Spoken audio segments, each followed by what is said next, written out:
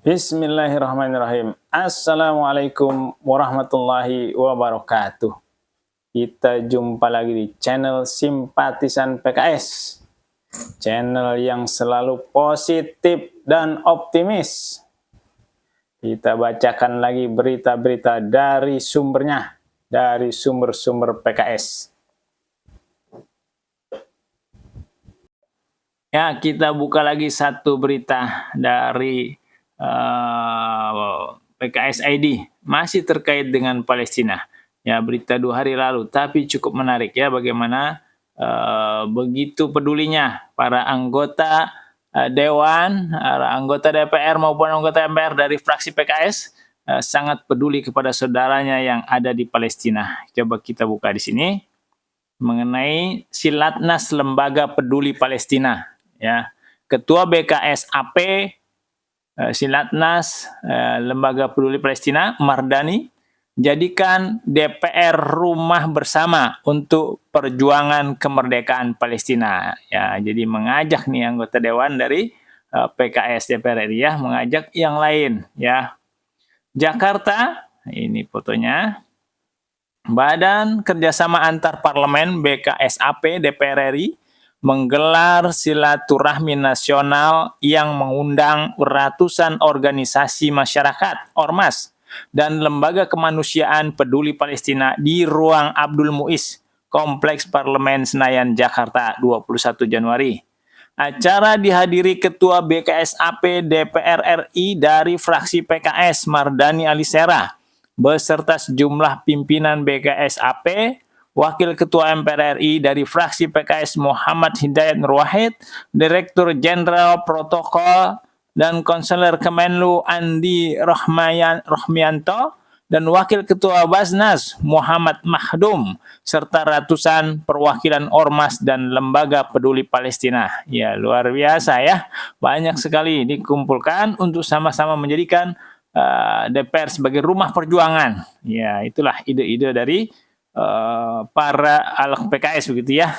Ketua BKSAP DPR RI dari fraksi PKS Mardani Alisera dalam sambutannya menyampaikan pesan Wakil Ketua DPR RI Supni Dasko Ahmad kepada para hadirin. Jadikan DPR ini menjadi rumah perjuangan untuk kemerdekaan bangsa Palestina.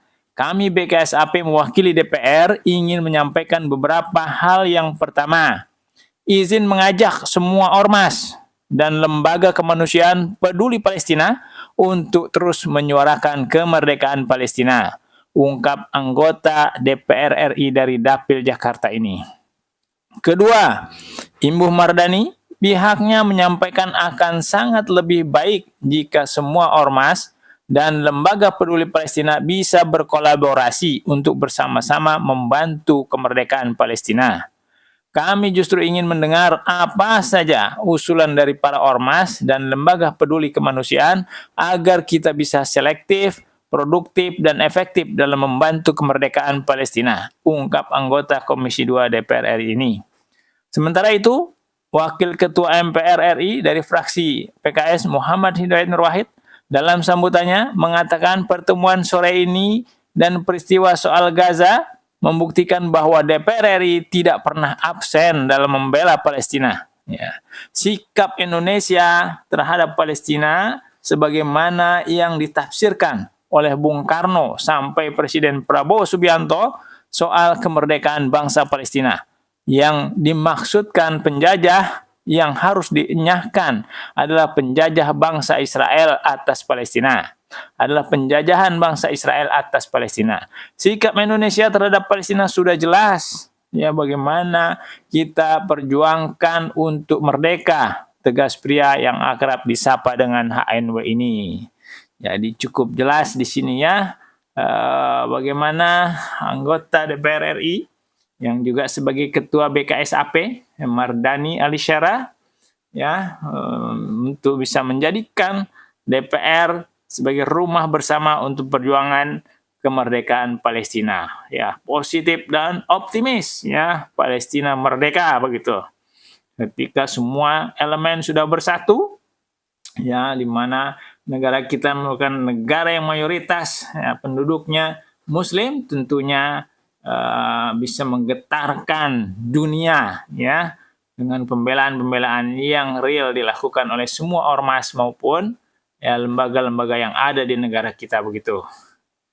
Iya, mudah-mudahan segera saja ya Palestina merdeka sehingga aman dunia ya. Dunia akan aman ketika Palestina menjadi negara yang merdeka, berdaulat dan bisa mengatur ya negaranya sendiri begitu.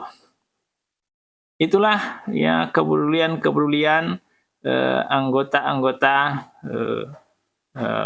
DPR RI ya dengan kreativitas yang dimiliki, mengumpulkan ormas-ormas, mengumpulkan lembaga-lembaga semua, menyatukan ya visinya, menyatukan misinya begitu, menyuarakan untuk kemerdekaan Palestina tercinta begitu. Baik, tuh demikian yang berita tentang terkait Palestina. Ada 2 berita ya. Ya, demikian beberapa berita yang sudah kita bacakan.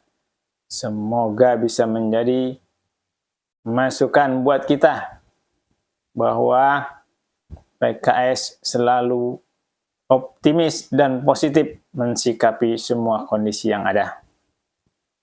Terima kasih. Assalamualaikum warahmatullahi wabarakatuh.